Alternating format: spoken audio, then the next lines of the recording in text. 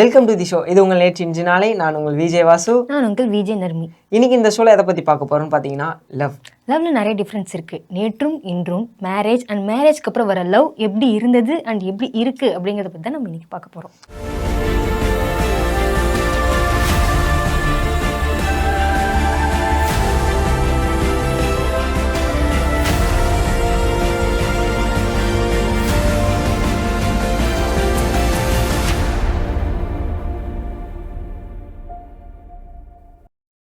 வாங்க ஒரு சின்ன குறும்படம் பார்த்துருவோமா? நர்மதா, சொல்லுங்கப்பா. என்னடா பண்ணிட்டு நான் 10th எக்ஸாம்ப்பா படிச்சுட்டு இருக்கேன். நாளைக்கு ஸ்கூல் போகாதடா. ஏங்கப்பா? கூமாப்பட்டியிலேருந்து ஒரு பெரிய ஆள் பொண்ணு பார்க்க வராங்கடா. அப்பா இந்த ஒரு எக்ஸாம் தான்ப்பா இருக்குது, அதை மட்டும் முடிச்சுக்கிறேங்கப்பா. அவங்க அளவுக்கு நம்மளால் போக முடியுமான்னு தெரியல. எனக்கும் வயசாகுதுல, நான் உயிரோடு இருக்கும்போது உனக்கு கரை சேர்த்துடணும்னு நினைக்கிறேன். இந்த ஒரு எக்ஸாம் தான்ப்பா முடிச்சுக்கிறேன். போவாடா ப்ளீஸ்ப்பா. நர்மதா, நான் சொன்னால் போகக்கூடாது. சரிங்கப்பா. நர்மி, சொல்லுங்கப்பா. லைஃப்பில் நெக்ஸ்ட் என்னடா பிளான் வச்சுருக்கேன்? இப்போ அப்ராடில் ஒரு ஆஃபர் வந்திருக்குப்பா ஒர்க் ஆண்டி, ஸோ அதுக்கு போகலான் இருக்கேன். இப்போ தானே 2 டிகிரி முடிச்சுட்டு 50,000 சேலரிக்கு போனேன். இங்கே பாருடா, யூகேலேருந்து ஒரு மாப்பிள்ளை வந்திருக்காரு. எவ்வளோ அழகாக இருக்கான் பாரு. மாதம் 1.5 லட்சம் சம்பாதிக்கிறானா. உன வேலைக்கு கூட அனுப்ப மாட்டான்டா. எனக்கும் பேர பிள்ளைங்கள்லாம் பார்க்கணுன்னு ஆசையாக இருக்காதா? அவன் 10 லட்சமே சேலரி வாங்கட்டும். எனக்கு பிடிச்ச மாதிரி ஒரு பையனாக இருக்கும் இல்லைப்பா, என்ன புரிஞ்சுக்கிற மாதிரி ஒரு பையனாக வேணும். அது இப்போ தான் நான் ஒர்க் போயிருக்கேன். அடுத்து அப்ராட் போய் ஒரு 5 to 6 இயர்ஸ் செட்டில் ஆகணும்ப்பா நான். அதுக்கப்புறம் தான் கல்யாணம்லாம் எனக்கு. இப்போதைக்கு என்கிட்ட இது வந்து எதுவுமே அதை பற்றி பேசாதீங்க. கொஞ்சம் யோசிச்சு பாருடா. இது வந்தாலும் உன் லைஃப் தான், நான் எதுவும் சொல்லலை. சரி, ஓகே, உன் லைஃப் நீ பார்த்துக்கோ, ஓகேவா? சரிப்பா. ஓகே. அந்த காலத்தில் பெண்களுக்கு 15லேருந்து 16 வயசுக்குள்ளேயே கல்யாணத்தை முடிச்சிருவாங்க. ஏன் அவங்களுக்கு வாழ்க்கை அப்படின்ற புரிதல் வரத்துக்குள்ளேயே கல்யாணத்தை முடிச்சிருவாங்கன்னு பார்த்தீங்கன்னா, இப்போ நம்ம வீட்டிலலாம் எடுத்துக்கிட்டிங்கன்னா ஒரு 2லேருந்து 3 பசங்களை தான் இருப்பாங்க. ஆனால் அந்த காலத்தில் ஒரு வீட்டில்னு எடுத்துக்கிட்டிங்கன்னா 8லேருந்து 10 பசங்க வரைக்கும் இருப்பாங்க. ஸோ இதில் மேஜராக பார்த்தீங்கன்னா உமன்ஸ் தான் பிறப்பாங்க. ஏன் என்னுடைய பாட்டிக்கே எடுத்துக்கோங்களேன். என்னோட பாட்டிக்கு மொத்தமாக 9 அக்கா தங்கச்சிகள். அதில் வந்து பார்த்தீங்கன்னா 2 தான் மென்ஸ், மீதி எல்லாமே வந்து உமன்ஸ் தான் பிறந்தாங்க. ஸோ அந்த காலமாக இருந்தாலும் சரி, இந்த காலமாக இருந்தாலும் சரி, பெண்கள் அப்படின்னு பார்த்தாவே செலவு அதிகம் அப்படிங்கிறதா சொசைட்டியோட பெர்ஸ்பெக்டிவ் அண்ட் ரியாலிட்டியும் கூட. ஸோ உங்களுக்கு செலவு குறையணும் அப்படின்றக்காக இன்னொரு வீட்டுக்கு கட்டி கொடுக்க தான் பார்ப்பாங்க. ஸோ அப்போல்லாம் பார்த்தீங்கன்னா ஃபேமிலியில் ஒரே ஒரு பெண் மட்டும் தான் வேலைக்கு போவாங்க. ஸோ பொருளாதாரம் காரணத்தினால செலவு அதிகமாகும், பெண்கள் இருந்தால் இன்னும் அதிகம் செலவாகும் அப்படின்றக்காகவே இன்னொரு வீட்டுக்கு கட்டி கொடுக்க தான் பார்ப்பாங்க. அந்த காலத்தில் வயசில் வந்து பார்த்தீங்கன்னா பெரிய ஏஜ் டிஃப்ரென்ஸ்லாம் இருக்காது. அக்காவுக்கு இப்போ 10 வயசு அப்படின்னா தங்கச்சிக்கு வந்து 9 வயசு 8 வயசு அந்த மாதிரியான டிஃப்ரென்ஸ் தான் இருக்கும். ஸோ அக்கா பெரிய பொண்ணு ஆனதுக்கப்புறம் பின்னாலே வரிசையாக வந்து தங்கச்சிகளும் பெரிய பொண்ணுங்களை ஆயிட போகிறாங்கன்னு சொல்லி வரிசையாக கல்யாணம் பண்ண தான் பார்ப்பாங்க. அது மட்டும் இல்லாமல் அந்த காலத்தில், அதாவது பேரண்ட்ஸ் பெர்ஸ்பெக்டிவ், உமன் சேஃப்டி அப்படிங்கிறது கம்மி. அம்மா அப்பாவுக்கு அப்புறம் அவங்கள யார் பார்த்துக்க போகிறாங்க, ஹஸ்பண்ட் தான் பார்த்துப்பான் அப்படின்றக்காகவே சீக்கிரம் கல்யாணம் பண்ணி கொடுக்க தான் பார்ப்பாங்க. ஆனால் இப்போ பார்த்தீங்கன்னா ஒரு ஃபேமிலியை வழிநடத்துறதே ஒரு உமனாக தான் இருக்காங்க. அந்த காலத்துக்கும் இந்த காலத்துக்கும் பார்த்தீங்கன்னா நிறைய டிஃப்ரென்ஸ் இருக்குது. அந்த காலத்தில் பெண்கள்லாம் வந்து வீட்லேயே அடிமையாக இருந்தாங்க. இப்போ அப்படி இல்லை. இப்போ ஒரு குடும்பத்தை வழிநடத்துகிற அளவுக்கு அவங்களுக்கு மெச்சூரிட்டி லெவல் வந்திருக்குன்னா அது காரணம் எஜுகேஷன் தான் நான் சொல்லுவேன். இப்போ ஒரு உமனை எடுத்துக்கிட்டிங்க அப்படின்னா 1லேருந்து 3 டிகிரி வரைக்கும் படிக்கிறாங்க. ஸோ அதனால் அவங்களுக்கு வந்து நாலேஜ் நல்லா இம்ப்ரூவ் ஆகுது. வாழ்க்கை அப்படின்ற பெர்ஸ்பெக்டிவ் நல்லா தெளிவாகவே தெரியுது. ஸோ அதனால் அவங்க வந்து என்ன பண்ணுறாங்கன்னா நல்லா அவங்களோட சொந்த காலில் நிற்க ட்ரை பண்ணுறாங்க, நிற்கவும் செய்கிறாங்க நிறைய உமன்ஸ்.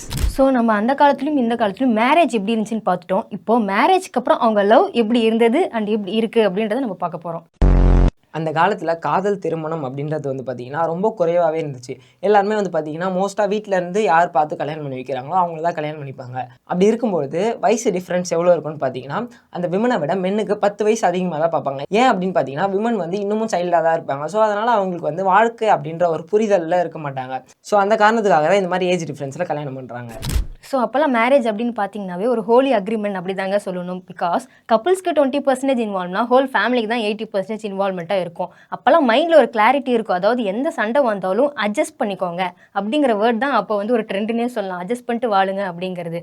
ஸோ என்ன சண்டை வந்தாலுமே அவங்களுக்குள்ள அந்த லவ்வை எக்ஸ்பிரஸ் பண்ணுறது இல்லை அந்த கோபத்தை எக்ஸ்பிரஸ் பண்ணுறது கூட ஒரு ஹெசிடேஷன் அவங்களுக்கு இருந்துகிட்டே தாங்க இருக்கும். அண்ட் தென் அப்போ மேரேஜ் அப்படின்னு பார்த்தீங்கன்னா for ever duty and responsibility அப்படின்னு கூட சொல்லலாம். பிகாஸ் அப்போ வந்து உங்கள் மைண்டில் ஒரு கிளாரிட்டி மட்டும் இல்லாமல் அது ஒரு ஸ்ட்ராங் அயன் செயினாக வச்சுருப்பாங்க. என்ன தான் நடந்தாலும் சரி நம்ம வந்து பிரியக்கூடாது, நம்ம ஃபேமிலிக்கு வந்து அவமானம் ஆயிரும் அப்படின்ற காரணத்துக்காகவே என்ன நடந்தாலுமே அவங்க ஒன்றா சேர்ந்து தாங்க இருப்பாங்க. அண்ட் தென் அப்போலாம் வந்து பொண்ணு பார்க்க போகிற டைமில் பொண்ணு காஃபி கொண்டு போய் கொடுத்தா பையன் நிமிர்ந்து பார்க்க மாட்டான். பட் அந்த ஹோல் ஃபேமிலியே அவள் காஃபி டேஸ்ட்டை பற்றி ரிவ்யூ கொடுப்பாங்க. அண்ட் பாட்டு பாட சொல்லி அவள் பாட்டு எப்படி இருக்குன்னு சொல்லிலாம் அந்த ரிவ்யூ கொடுத்துட்ருப்பாங்க. அண்ட் தென் மேரேஜுக்கு அப்புறம் அவங்க ரோல் எப்படி இருக்குது அப்படின்னா, ஒய்ஃப்க்கு ஒரு ரோல், ஹஸ்பண்டுக்கு ஒரு ரோல். ஒய்ஃப் வந்து ஃபேமிலி க்ளூ அண்ட் ஹஸ்பண்ட் வந்து ஏர்னிங் பில்லர் அப்படிங்கிறது அவங்க ரோலாகவே இருந்துச்சு. அப்போல்லாம் வந்து பார்த்தீங்கன்னா அவங்க காட்டுறலவே வந்து பார்த்தீங்கன்னா ரொம்ப இன்டெரக்டாக தான் இருக்கும். ஹஸ்பண்ட் வந்து காலைல காய்கறி வாங்கி வரதுலேருந்து, ஒய்ஃப் வந்து அன்போடு சமைச்சு போடுறதுலேருந்து எல்லாமே வந்து பார்த்தீங்கன்னா குட்டி குட்டி ரொமான்ஸாக ரொம்ப அழகாக இருக்கும். அண்ட் தென் அப்போலாம் ஆர்குமெண்ட்ஸ்னு பார்த்தீங்கன்னா எவ்வளோ பெரிய சண்டையாக இருந்தாலும் சரிங்க, அதை டிசால்வ் பண்ண தான் பார்ப்பாங்க. கப்பிள்ஸ் டிசால்வ் பண்ணுறாங்களோ இல்லையோ, ஃபேமிலி வந்து அதை தீர்த்து வைக்க தான் பார்ப்பாங்க. பிகாஸ் அவங்க 2 பேர் பிரிஞ்சுட்டாங்க அப்படின்னா அந்த ஹோல் பரம்பரைக்கே வந்து அஃபெக்ட் ஆகும் அப்படிங்கிறனால இதை பண்ணுறாங்க. அந்த காலத்து மேரேஜ் பற்றி சொல்லணும் அப்படின்னா, once it's locked it stay for ever அப்படின்னு தாங்க நம்ம சொல்லணும். இது வரைக்கும் பாஸ்ட்டை பற்றி பார்த்துருந்தோம். இப்போது கம்மிங் டு திஸ் ஜென்ரேஷன், எனக்கு தெரிஞ்சு 70% பீப்புள் வந்து பார்த்தீங்கன்னா லவ் மேரேஜ் தான் பண்ணிக்கிறாங்க. அவங்களுக்குள்ளே இருக்க பாண்டிங் எப்படி இருக்குன்னு பார்த்தீங்கன்னா லைக் ஒரு பெஸ்ட் ஃப்ரெண்ட்ஸ் மாதிரி இருக்குது. அவங்களுக்குள்ளே இருக்க எல்லா பாயிண்ட்ஸும் எடுத்து தைரியமாக வைக்கிறாங்க. ஸோ 2 பேரும் ஷேர் பண்ணிக்கிறாங்க. ஒரு பெஸ்ட் ஃப்ரெண்ட் கிட்ட என்னென்னலாம் ஷேர் பண்ண முடியுமோ அது எல்லாத்தையுமே ஷேர் பண்ணிக்கிறாங்க. ரீல்ஸ் பண்ணுறாங்க. இது போல் நிறைய விஷயங்களும் ரொம்ப க்யூட்டாக பண்ணுறாங்க. என்னதான் அவங்க 2 பேருக்குள்ளே எவ்வளோதான் சண்டை வந்தாலும் அவங்க லவ் 2 பேருமே விட்டு கொடுக்காம ஒரு மாதிரி அண்டர்ஸ்டாண்டிங்காக அவங்க லவ் காமிக்கிறாங்க. டெக்னாலஜி, கெரியர் அண்ட் லைஃப் ஸ்டைலோட அட்வான்ஸ்டு வெர்ஷன் தான் மாடர்ன் மேரேஜ் அப்படின்னு சொல்லலாம். டிசிஷன் மேக்கிங் அப்படிங்கிறது ஃபேமிலி கிட்ட போவாதுங்க. இந்த ஜென்ரேஷனில் அந்த கப்புள்ஸ்குள்ளேயே தான் இருக்கும். Where to live, how to share the bills and how to share the chores அப்படின்றது கொண்டு அவங்க கப்புள்ஸ்குள்ளேயே தாங்க டிஸ்கஸ் பண்ணிப்பாங்க. மாடர்ன் மேரேஜில் வந்து ரோல்ஸ் வந்து ஃபிக்ஸ்டு கிடையாது. இப்போ ஹஸ்பண்ட் குக் பண்ணால் ஒய்ஃப் வேலைக்கு போவாங்க, ஒய்ஃப் குக் பண்ணால் ஹஸ்பண்டும் வேலைக்கு போவாங்க. இங்கே கீவேர்டு பேலன்ஸுங்கிறது தான் கீவேர்டு. அவங்க 2 பேரும் 2 வேலையும் வந்து பேலன்ஸ் பண்ணிப்பாங்க. ஸோ அங்கே வந்து கம்யூனிகேஷனும் ஓப்பனாக தாங்க இருக்கும். எமோஷனல் ஸ்ட்ரெஸ்லேருந்து வீக்கெண்ட் பிளான்ஸ் வரையும் கம்யூனிகேஷன் ஓப்பனாக பண்ணிப்பாங்க. எங்கே போகலாம், எங்கே வரலாம், ஸ்ட்ரெஸ்ஸாக இருந்தால் எந்த தெரப்பி எடுக்கலாம், எந்த சைக்காட்டிஸ்ட்டை போகலாம் கொண்டு அவங்க 2 பேருமே ஓப்பனாக ஷேர் பண்ணிப்பாங்க.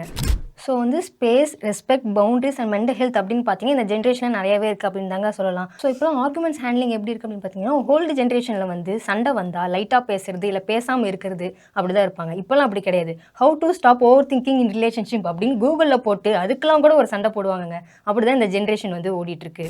ஸோ இந்த ஜென்ரேஷனில் career, freedom, financial freedom, independent இதெல்லாமே நல்லாவே க்ரோ ஆகிருக்குங்க. அது மட்டும் இல்லை, எக்ஸ்பெக்டேஷன்ஸும் இது கூட சேர்ந்து நல்லாவே க்ரோ ஆகிருக்கு.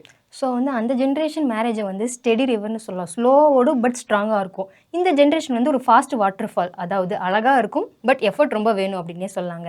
என்ன தான் யாரா மாறினாலும் கோல் ஒன்று தான். லவ்வுக்கு வேண்டியது peace, understanding and happily living together அப்படின்னு தான் சொல்லணும். 2 different styles but same dream அப்படின்னே சொல்லலாங்க நம்ம மேரேஜ் லைஃப்பை. சரி, ஓகேங்க. பாஸ்ட்டை பற்றி பார்த்தாச்சு, ப்ரெசென்ட்டை பற்றி பார்த்தாச்சு. இப்போ ஃபியூச்சரை பற்றி பார்ப்போமா? இப்போவே மென்ஸ்க்கு ஈக்குவல் உமன்ஸ் வந்து நிறைய அச்சீவ் பண்ணுறாங்க. பட் என்னதான் அவ்வளோ ஈக்குவலாக அச்சீவ் பண்ணாலுமே சின்ன சின்ன விஷயம் தடுக்குதுங்க. அதெல்லாமே ஃபியூச்சரில் வந்து டெவலப் ஆகி க்ரோ ஆகும் அப்படிங்கிறத நம்ம வந்து சொல்லலாம். அதை விட முக்கியமான பாயிண்ட் என்னன்னு பார்த்தீங்கன்னா 90% பீப்புள்ஸ் வரப்போகிற காலங்களில் லவ் மேரேஜ் தான் பண்ணிப்பாங்க. ஸோ அவங்க லவ் மேரேஜ் பண்ணுறதுனால வர பெனிஃபிட்ஸ் என்னென்னு பார்த்தீங்கன்னா, அவங்களுக்குள்ளே இருக்க லவ் இன்னுமுமே டெவலப் ஆகும். அவங்களுக்குள்ளே இருக்க கம்யூனிகேஷன் நல்லாவே க்ரோ ஆகும். தென் அதை தாண்டி எவ்வளோ தான் ப்ராப்ளம்ஸ் வந்தாலும் அவங்களுக்குள்ளேயே பேசி சால்வ் பண்ணிப்பாங்க. ஸோ அந்த மாதிரியான ஒரு ஜென்ரேஷன் கண்டிப்பாக உருவாகும். என்னதான் ஜென்ரேஷன் மாறினாலும், ஜென்ரேஷனோட ஸ்டைல் மாறினாலும், மேரேஜோட ஸ்டைலே மாறினாலும் காதல் என்றைக்குமே மாறவே மாறாது. இதே போல் அருமையான ஒரு டாப்பிக்கோட அடுத்த ஷோவில் உங்களை வந்து நாங்கள் சந்திக்கிறோம். அதுவரை உங்களிடமிருந்து விடைபெறுவது உங்கள் விஜய் வாசு. நான் உங்கள் விஜய் நர்மி.